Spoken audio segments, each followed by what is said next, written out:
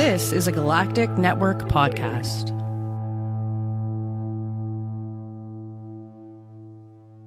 The Podcast of Terror is a great podcast. It's covering movies that are not for children, and thus this podcast is not for children.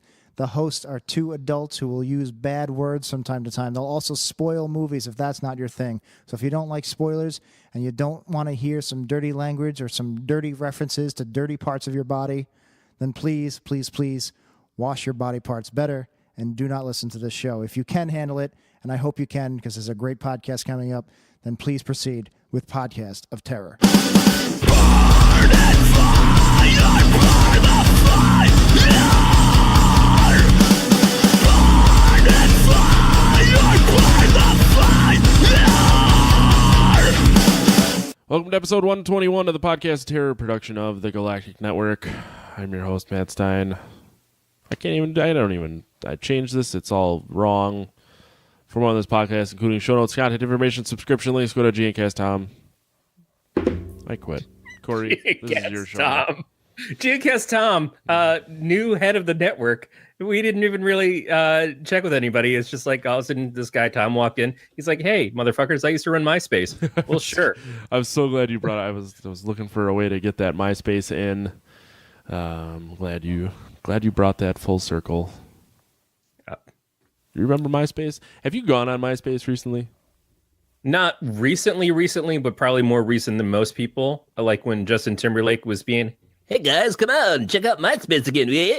And I was like, "All right, Justin, you know, I like you on SNL." I didn't know that there was like an attempted resurrection of MySpace. I just thought it continued to exist and people just let it continue to ignore it to exist. Yeah.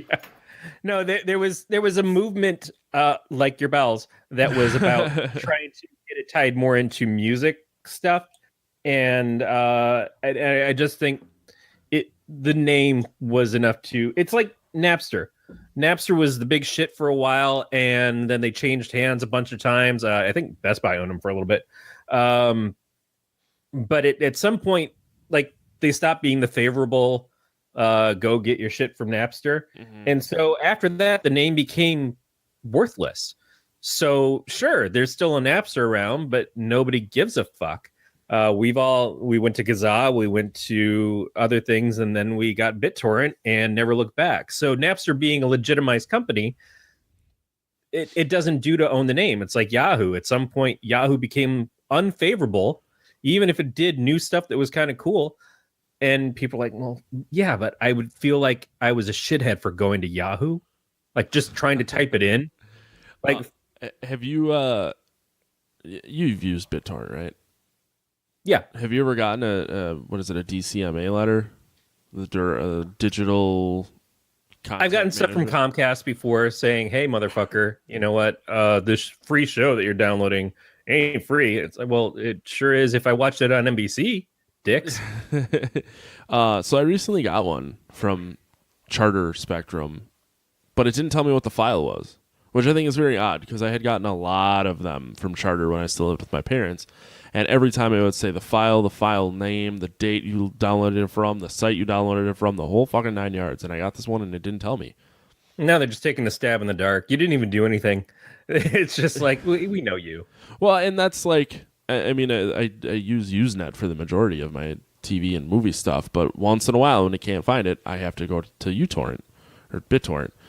But it's like I use it so infrequently that it's like I'm kind of curious which one got me. Not that I clearly still have the internet, but I'm curious which one it was, and I didn't want to email them and be like, so what was the file? Like, how can you prove this was me if you can't tell me when and where it was? Or how can you prove that it came from my internet connection? And what are they going to fucking do at this point? Now, if Comcast is your only, or Charter is your only game where you're at, then that's a problem. Well, it's the only decent game. Right. And that's the shit they hold over us is that, oh, well, there's only one fast internet connection. The rest of it is just people being dicks. PB and dicks, is that what you said? Yeah, that's exactly what I said. PB and dicks. It's my favorite sandwich. I like it. I like it in a pita pocket. Oh God. Yeah, exactly. I don't even know where I was going. But out here we've got Sonic, and Sonic is supposed to be putting in this internet. area. I thought you were talking about Sonic food, and I'm like, God damn, I missed that place. No, we don't have that. At least not really local. But we have Sonic Internet, and they're supposed to be putting in gigabit fiber or the equivalent all around the area, and they're just taking their time, but they're not the big giant ass company that Comcast is. So as soon as anybody can get Sonic at that speed, it's just going to be a big fuck you to Comcast anyways. And then they're going to literally send a service person out to your house between the hours of 12 and 4 to lick your balls to try to retain you as a customer.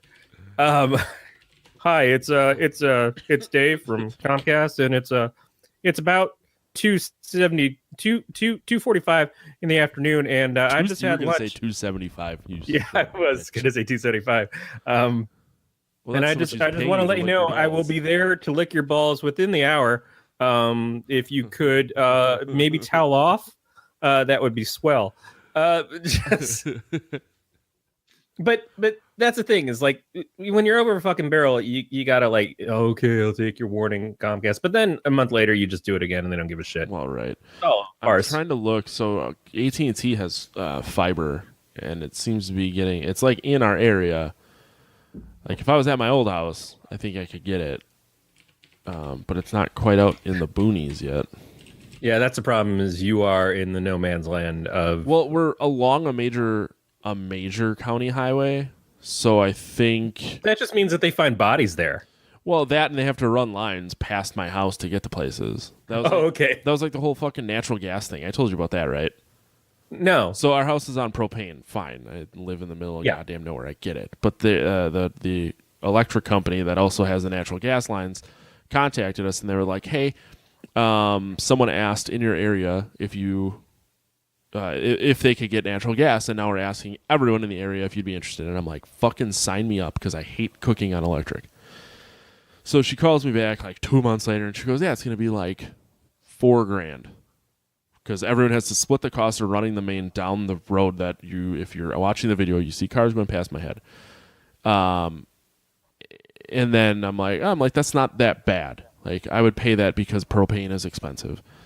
Then they give you 100 feet of pipe from the main to your house, and then you have to pay $7 to $8 a foot from there to your house, which I think I figured it was about 200 feet. So it's like we're looking at another $700. Fine. I've spent almost $1,000 in less than a year we've lived here in propane alone. And then I thought about it. My neighbor who lives a quarter mile past my house is going to have to pay from that 100 feet like 3,000 feet back to his house. So right. Everyone except us and the one other person said no. So she's like, now it's $11,000. I'm like, well, like fucking, and I just laughed at her, and I'm like, you already know my answer. And she's like, no, I know. I'm like, yeah, the next time it comes up, though, just call me, because I said I'm interested. I don't remember why I started telling that story then to complain. No, our business park is the same thing. Sonic is actually going into our business park where my company is because they want to be the local ISP for businesses. They want to be the local ISP for everybody. Yeah. They want to give people a better choice. They're the ones who are actually like behind legitimately like, hey, we fucking need net neutrality. We believe in this shit. But we're an hour away from San Francisco, and they're all over San Francisco. It's a different mindset out here. So I appreciate it. But yeah, the subpar fucking internet that we've been using at my work to run a fucking business is insane. Yeah. But it would have cost like $25,000 to get Comcast to come in there because they won't just fucking do it to collect the bills every month. It's like, no, we'll charge you up front this much money to get it here, and then once you're the first one in, then everybody else can just pipe off of that. It's an amazing amount of bullshit of like, we don't have to work for your business, you have to work to get us. But as soon as it happens, it happened in Austin and Houston, a bunch of other places where Google Fiber went in. It's like as soon as Google Fiber went in, AT&T and all the other ones up their game. It's like, oh, we can give you gigabit, we can do this shit. And they're all capable of it. Charter, Time Warner and Charter became Spectrum, and it was kind of split for anyone listening that isn't aware. Spectrum has gigabit lines. The company I work for has a Time Warner Spectrum gig line from one office to the other office, and fucking I have Spectrum, so you cannot tell me, like, I don't even have the option. Like, you get 100 down by 20 up, which is great. I'm not complaining. I pay like $45 a month. It's actually reasonable. No, that's very reasonable. If I want to get 300 by 50, I have to pay a $200 activation fee. For what? I don't fucking know. You're using the same lines that already come into my house. It's the same equipment that I already have. You're just charging me $200 because you can. Yep. And so whatever. But it's you already have the capability of fiber to my fucking house because it's a fiber infrastructure. Like, the thing is they don't give a shit because they don't have to. They don't have to. That's exactly it. Otherwise, it sounds like you're in a weird spot where you said like things have to roll past you to get from one area to the next. Yeah. Because I mean, there's a city, there's a town of like 1,000 people that's a mile and a half down the road. They all have natural gas. So there's like power lines and natural gas lines that just run down the county highway to places. So you're like Petticoat Junction. Yeah. You're like halfway between wherever Green Acres was and the next town over, which I guess was Pixley or something. And you're just like right in the center. And so it's like you can't get there from here unless you go past me. And so you should just put up a fucking toll bridge. You just put a bridge in for your fucking house and like or like that fucking barrier that comes down like they did in Blazing Saddles. And just like, and nobody can go around it. They just gotta like come up to it, and somebody's got to get a fucking shitload of quarters. Yeah, that's fair. What the fuck? I changed my name to Toll Booth Willie. Yeah, exactly. For you, $1.25 per. Yeah, but in your case, Toll Booth Willie, it would be you in a toll booth, and everybody comes by and just show them your dick. Yeah, it'd be my Toll Booth Willie. Yeah, exactly. Drive-by dickin'. That's a low bar to try to roll under. Oh, God. Is it because I'm short or because my penis is so massive? It touches the ground because you have no knees. I do have. I mean, I guess anyone watching this has no idea if I have knees. Because nobody's ever seen them. You only see me tits up. So don't believe they exist. I feel like we have seen your tits in the air, though. What is this show again? What do we do? Why have you seen my tits in the air? No, I feel like shirt off on here. Probably. I feel like you probably have. Probably. Yeah. 2.5 years, my shirt's come off at least once. Maybe even at your most sober. It tends to happen. I mean, I don't have to be drunk for my shirt to come off. I am a heavily tattooed man underneath this t-shirt. That's true. Do you have piercings? Not anymore. I took them all out, except my ears. You wanted to get through an airport? No, it wasn't even that. It was just like... I think I saw piercings as like my way to be rebellious without my parents finding out. Because my parents were kind of, my mom was, my dad didn't give a shit. He just kind of listened to me and he goes, well, you're going to regret that someday. I'm like, well, that day's not today. So who's laughing now, old man? 80s was a weird time. My mom said that if I pierced my ears, she would kill me, castrate me, and kick me out of the house. And I think in that order. Yeah, I think my dad said, no son of mine will have his fucking ears pierced. And sorry, buddy. I pierced my ear, and my mom came home, checked it out, and then bought me earrings. So it was like a weird thing. Now, the day I burned a cross in my face, that was another level. That was some bullshit. I burned a cross in my face. I don't know. It was just something to do. I was bored. I was 17. Shit, man. I took a dark turn. Speaking of dark turns, welcome to the podcast of terror. The show about things that are scary, like flesh burning. I don't know, man. I have a huge brand on my thigh of Moon Knight from Aqua Teen Hunger Force, so I'm all too familiar with that. It is completely fair. Yeah. I was wearing shorts yesterday, so I sold one of our cars, and my buddy's daughter actually bought it because she wanted a newer, older car, and they came to get it, and I was wearing shorts yesterday that are shorter than the shorts I normally wear around him. Him and I live together, so I normally wear like knee-length shorts. Well, I had the hate joggers that are shorts, which are pretty short, on me. Yeah, they look short. Yeah, and I'm not of a comfort that I can handle that kind of shorts. I admire the Hate brand stuff a lot. oh no, yeah, those mesh ones are way shorter than that. They have like That a is- 3-inch inseam. Like if I wear boxers, they hang out under the bottom. Yeah, that's a level of man that I am not. Yeah, so the joggers are a little longer. I believe they're 8 inches. But the sizing is all fucked up. Like I wear extra large shorts. I have 3X joggers and they're still tight. And I'm like, fuck, whatever, man. But yeah. So I was wearing shorter shorts, and he saw my brand and then made fun of me. Did he just assume that your penis did that? No, he's like, what the fuck is wrong with your leg? Because your dick is just such a bad activist, and it's out there doing graffiti on your leg. yeah. Because I mean, if the shorts roll up, you just see the bottoms of 2 feet, like 2 8-bit feet. Yeah. When it gets real cold, it turns purple. So do my balls. You want to talk about this movie? First of all, I just want to say I congratulate you on doing Moon Knights, although I probably would have expected in that area you should have gone with Old Drippy. Well, the thing was, it was much, and I never even thought of doing Old Drippy, and Old Drippy may have been after this, but the Moon Knights, because it's mostly straight lines, and it was a birthday present, and it was excruciatingly painful. And Like all birthday presents. yeah, like most birthday presents, they hurt when they're happening. And now I kind of And wish then I to never would have celebrate, done you it. will spank you on the ass. Yeah, right. But yeah, I wish I never would have done it, because that's tattoo real estate that I'm now out, because you can't tattoo over big ass scars. Nope. So stupid. Oh, you were young.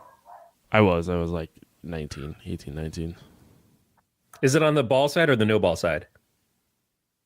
The ball side or the no ball side? Yeah. What the fuck does that mean?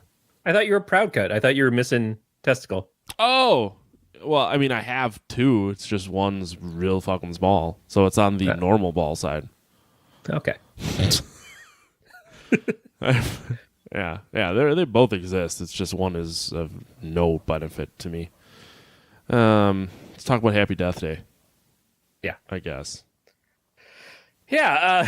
I apparently had seen this movie before and didn't know. Really? It. Yeah, Alyssa walked in. She goes, "Did you like this the first time we watched it?" I'm like, "I don't. What are you talking about?" She goes, "Yeah, we've seen this." I don't remember any of this movie.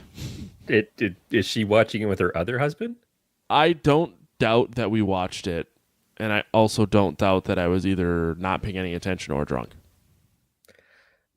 Yeah, I believe all of that. Yep. Very easily. Yep. Happy Death Day. Happy Death Day is very easily summed up. It is Groundhog's Day with someone getting murdered in it over and over and over, which is a joke that they make themselves at the end of the movie. So I'm not speaking out of turn. And honestly, that's not a bad movie to make. No, there was a lot of decisions and jokes that were made that I thought were kind of dumb. Like the whole montage where she keeps waking up and she's like, "Oh, I'm just going to walk around naked because I'm going to die and start this whole day over and no one's going to remember." That I was just like, I mean, at least show me a titty or something if you're going to do that.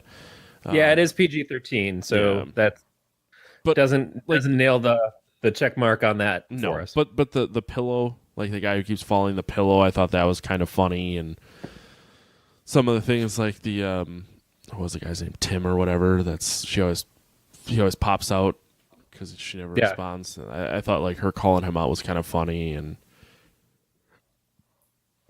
it was Go get that man ass. I also despised the twist. All 3 of them. Yeah. So let's come back a little bit. First of all, Happy Death Day was written by Scott Lobdell. Scott Lobdell, one of my all-time favorite comic series from the 90s, he co-created and wrote, which was Generation X. He was an X-Men writer at Marvel Comics, did Uncanny after Chris Claremont left.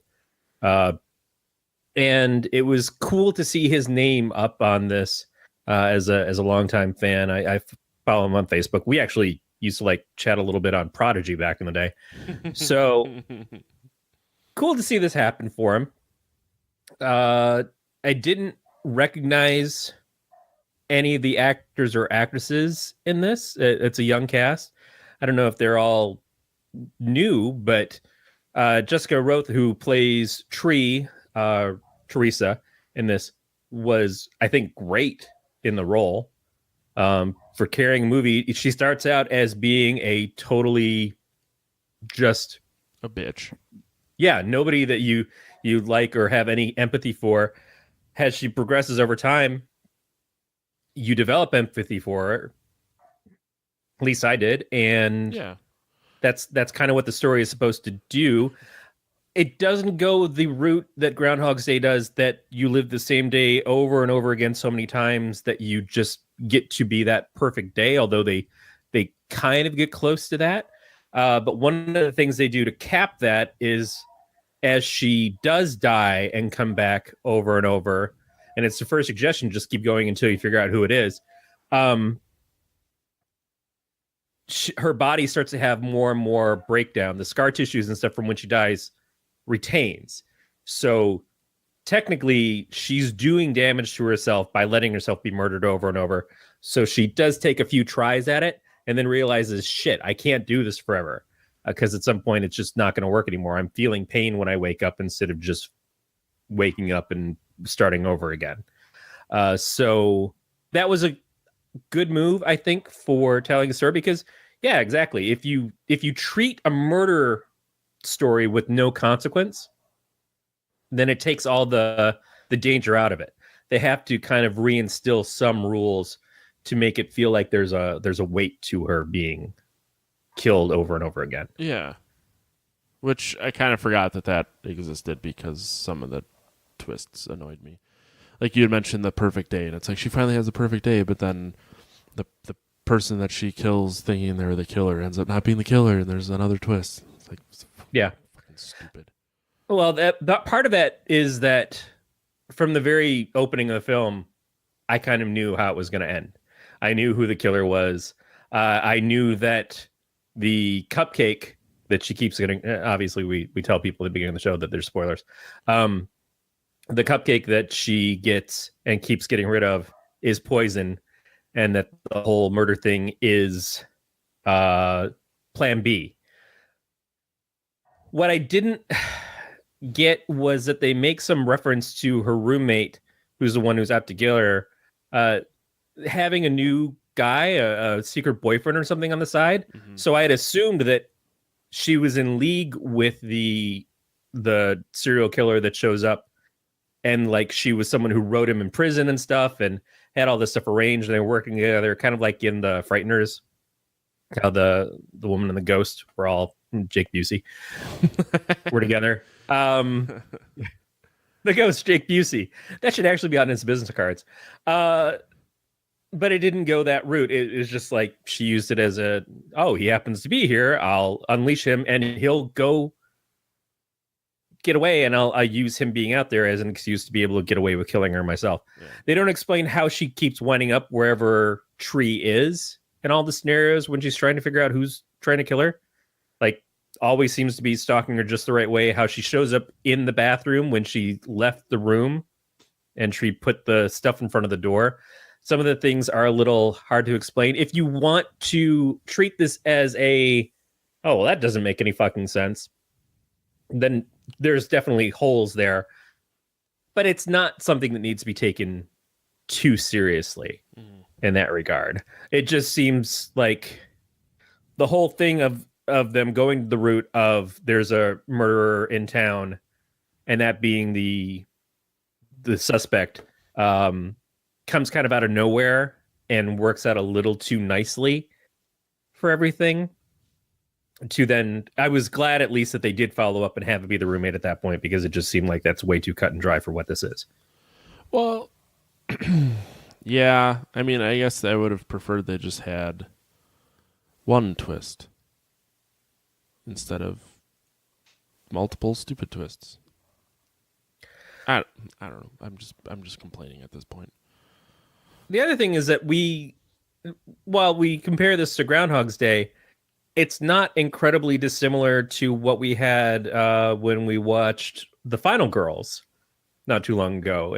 In that, they're in a scenario where they go into a movie and the day keeps repeating, but the day does keep repeating. And there seems to be a reality to them getting killed versus the people in the movie getting killed. So they don't get to come back. But that's, I don't know. It's not incredibly original, but the originality isn't part of it. It's just if it's entertaining. That's mostly what this is. Everybody wearing the baby mask. The baby mask thing is just weird. Mm-hmm. It's just bizarre that everybody in this school has got these baby masks. Like that's something that should be a mascot. Well, it wasn't it the mascot of the school? It seemed to be for something that was going on. What college is the Raventown Babies? Like, what is that supposed to be? Let me see here. I'm trying to look up the baby mask real quick. I mean, it's supposed to try to create an iconic look for a killer that stands out, but yeah, but like you said, I mean, it's like a decent mask for a slasher, but just give it like a better backstory as to why everyone is wearing this mask. Yeah, that's another tough one. That part of the problem with this movie, of the things that I'm going to tear into it about, is that it glazes over certain things to just get to the parts that it wants to do. So she's letting herself be killed over and over again. She's told the guy that she wakes up in his room about what happened, and he suggests, well, just keep dying until you figure out who it is. Yeah. But as she's eliminating people from the list, some of them don't make any sense. Of like, okay, you got in a fight with that girl and you both died, so it can't be her that kills you, but you didn't die from being murdered. You died because you got hit by a truck. That doesn't eliminate her. She could still be the one. Yep. The other thing is, if you know that you're going to be killed, why not just rush at the person and tear the mask off so you can see their face in the last seconds? Like, how hard would that have been? Yeah.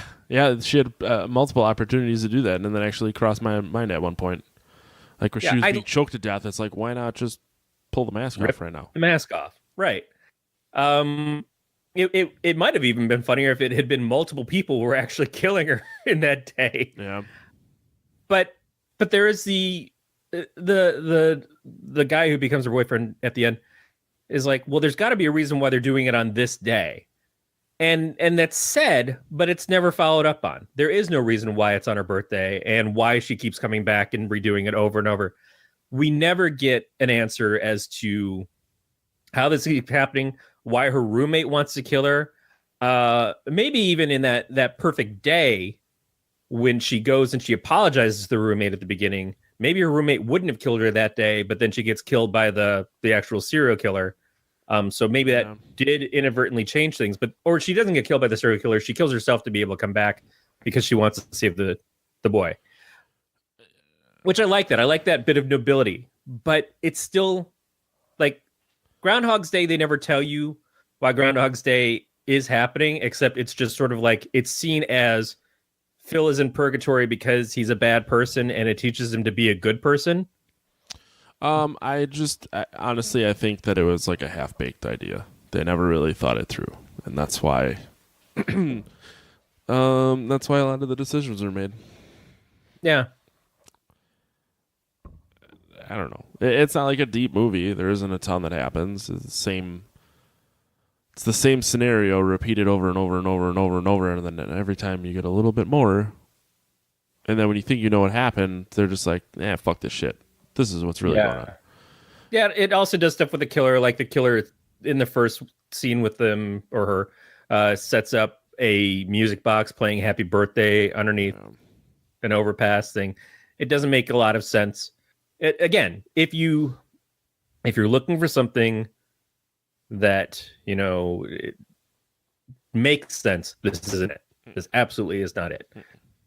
It's done for comedy. It's not even really done for suspense. And most of the suspense is, oh, how fast is she going to die this time? Oh, there it goes. But you don't feel any kind of fear for her at all because it keeps repeating. Well, and because you know what's happening, you know what's coming, and it's yeah. Since there's no jeopardy, it's really just like trying to get the answer to who did this, and then when you get the answer, it doesn't really equal out too much. I also don't think that on her birthday she's going to go and get to celebrate her birthday after she's just murdered her roommate. I feel like she's going to be stuck in the police filling out a lot more paperwork. There's going to be a lot more questions and shit. It's like, hey, guys, seriously though, I got to go get dicked right now, and apparently not eat a cupcake for my birthday. So, like, can we get this time done over? It's not one of Matt and Corey's podcasts. I have a fucking limit.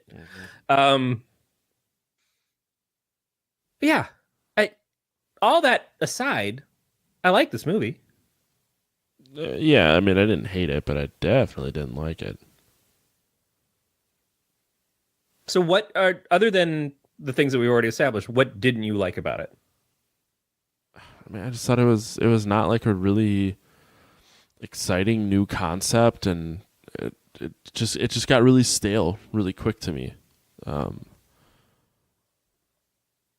Yeah. Is it just because you've seen the idea before? You know what to expect? There's that, but it's like you can. How do you like the amount of movies that we've seen with Slasher in the Woods? Right. We can't really say too much about. Oh, I've seen it before. But I mean, like, how do you take the concept of being murdered over and over until you can figure out who the killer is to live past the day? Like, how do you make that 90 minutes long and interesting? And you do it with a little bit more finesse. You do it with a little bit more of building an actual mystery and having payoffs to the mystery. Right. And that's a thing. I think the poison cupcake is a decent payoff for she did do everything right. She gets all the way through it, and then she blows it by eating the cupcake, and it proves that she was on the wrong track the whole time. But her roommate is also the person that she never knocked off of the suspect list. That was a person that she decided to just ultimately trust, and that doesn't make a lot of sense because she should be one of the first people that she suspects. The people who are close to you, the people who know you, these are the people you should be talking about. She should have suspected Tim, the boyfriend. But I don't think she ever really does anything to... Or not Tim. The actual boyfriend, Carter? Yeah, Carter. Whose name she doesn't know, but then knows. Yep. Hell, I would have even suspected the guy who keeps coming in and saying, did you get any of that crazy bitch edge? I love that guy. Yeah, that guy was great. I don't want to stay in my car. It smells like Doritos and feet. There is more of what could have been like taken a little bit more seriously. Yeah. But as a PG-13 movie, I don't think this is aimed at old hat horror enthusiasts. Oh, no. I think it's aimed at it's more casual. Teens. Yep. Right. Yep. Teens who haven't seen Groundhog's Day and are probably like her at the very end when she's like, I've never seen that. You don't know Bill Murray? Ghostbusters? I don't know. First of all, to that girl, you don't say Ghostbusters. You say Lost in Translation. At least then it's something that she could have seen in the last 15 years. But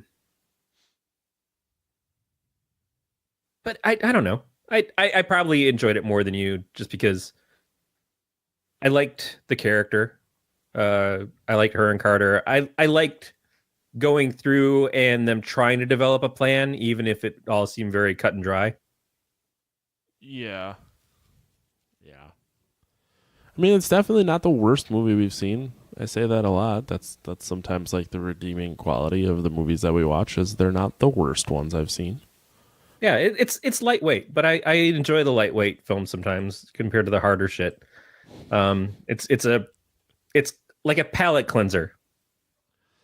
I agree. I mean, it was very easy to digest. It's very easy to understand what's happening. But I think if you're gonna do that, if you're going to make like an easily digestible horror movie for teenagers, don't like try and put some crazy twist in it. Take out the whole section where the serial killer is killing girls and she goes to the hospital and do that, and just make it the fucking roommate the entire time. Like, yeah, you can explore a little deeper the roommate and the relationship, but there isn't really like a ton that really. There's not a lot that happens between Tree and the roommate that like makes it make a lot of sense, other than the few interactions where she like apologizes. Like, maybe expand on the fact that Tree's super shitty to her roommate for a very long time. Maybe don't start the day that it. Oh, you kind of have to. Maybe have some flashbacks or something, and show her being shitty, and not just you're like, oh, you fucked my boyfriend a bunch, or you fucked a guy. Yeah, it feels like they shortened the stuff about the characters that she would have actually known. Yep. To involve all the stuff with the serial killer. Yep. And it for takes a plot away twist that never really paid off. Yeah. No, I agree. I absolutely agree. They developed the wrong aspect too much, and the other parts not enough to really give them weight. I don't really have a whole lot else to say. Yeah. And is this another actress who looks like Britta from Community? That's all I kept thinking the whole time. It's like we just watched The Babysitter on Netflix a couple months back. Yep. And that whole time, I kind of wondered if this was the same actress at first. I'm like, oh no, that's not. But there's a standardized look, I guess, that's coming out, which is not a bad look at all. No. So Growly is asking who the killer actually is, and the killer in the movie is Tree's roommate the entire time, and she finds out after. So she goes through this list of people, and then she thinks that it is a serial killer that is in the hospital that she goes to, and then it goes through a couple days where she tries to kill the serial killer, and then she finally does, and she wakes up and she has not finished the day.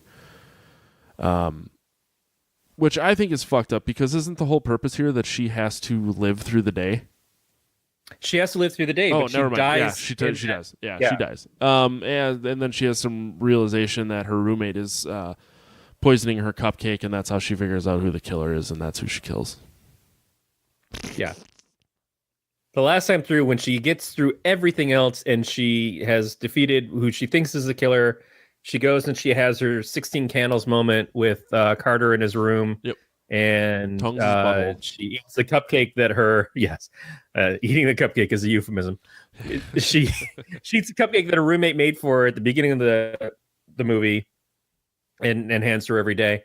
She finally eats it for the first time, and then she dies in her sleep, which is why she has to relive the day over one more time. And then that's what makes her realize, oh shit, it was this dumb bitch who I didn't pay attention to this entire time, which is maybe part of the reason why she doesn't like you. I don't know. So what would you think they would do if they did a sequel to this movie? Because guess what? They're doing a sequel to this movie. Fuck, I forgot about that.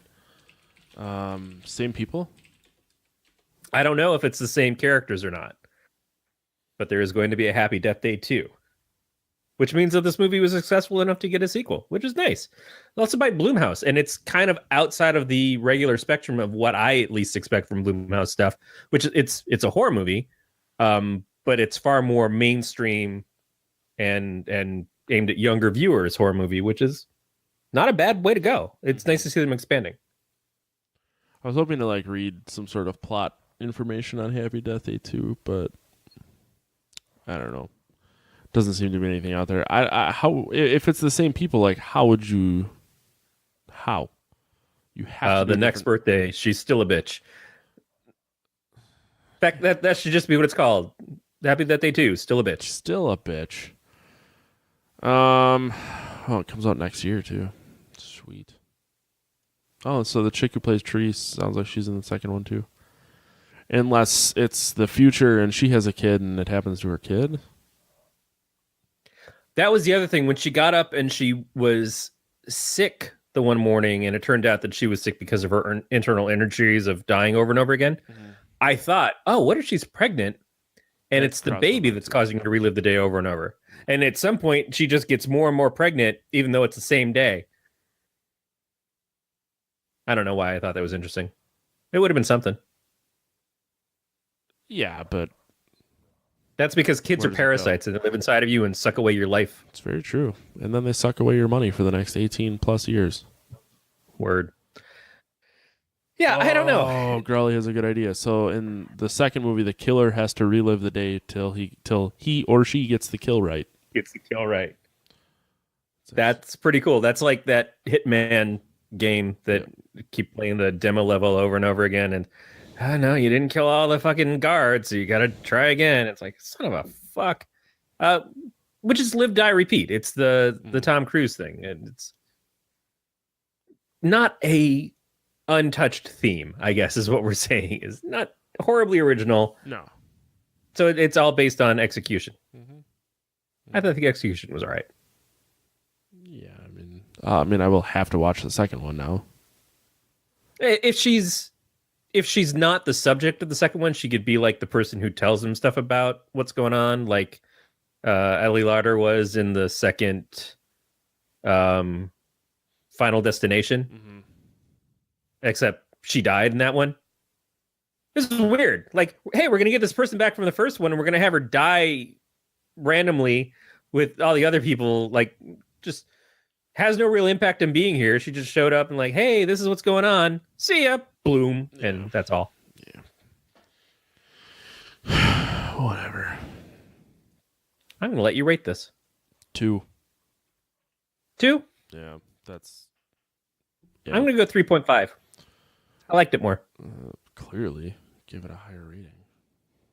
Well, yeah, but I don't think it's a spectacular movie. I just think it's a fun movie. No, I agree. And since Groundhog's Day is one of those movies I can watch over and over and over again, even though it seems like it should wear on me because it's repetitive in itself, and then to watch it again, it's even more repetitive. Mm-hmm.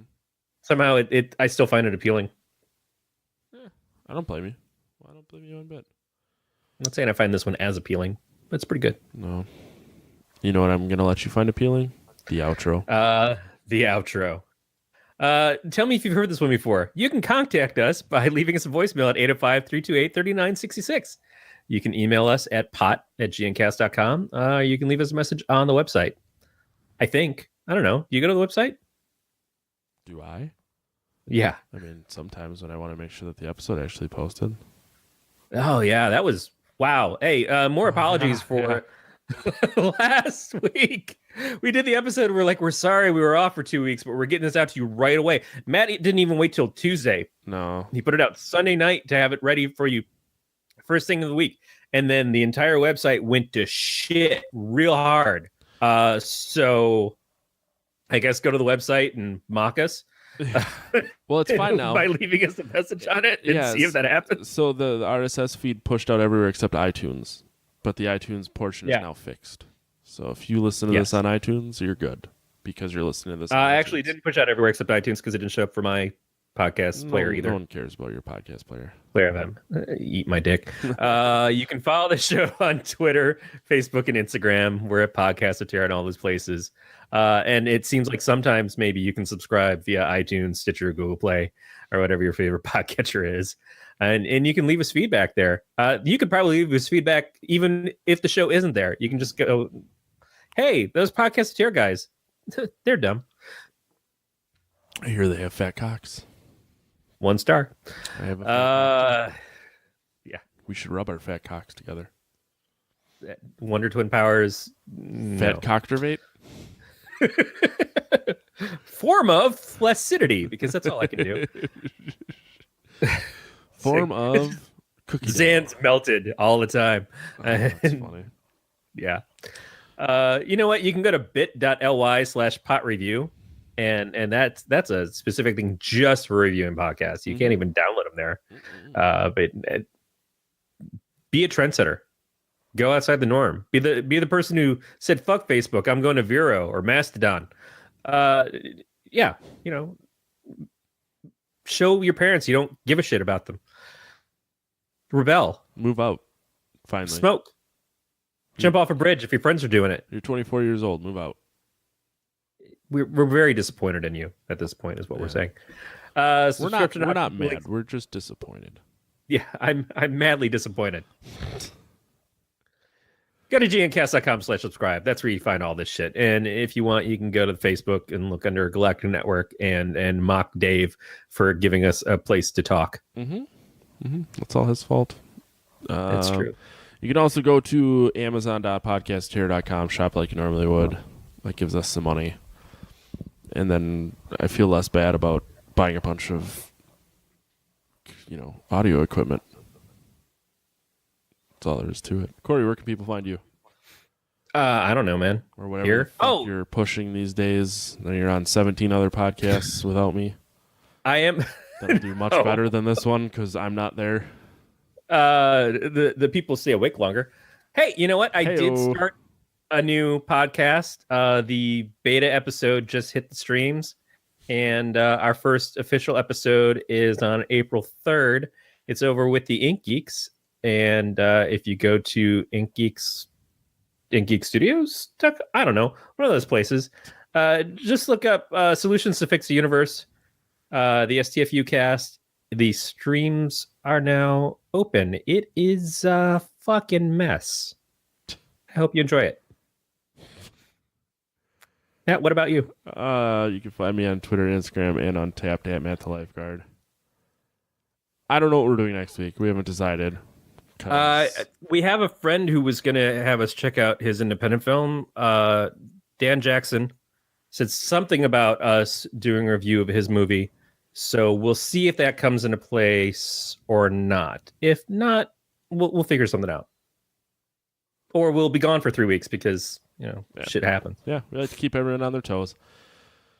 Yeah, so that's going to do it for another episode of the Podcast Terror. We will talk to you guys next week. Stay scary, everybody.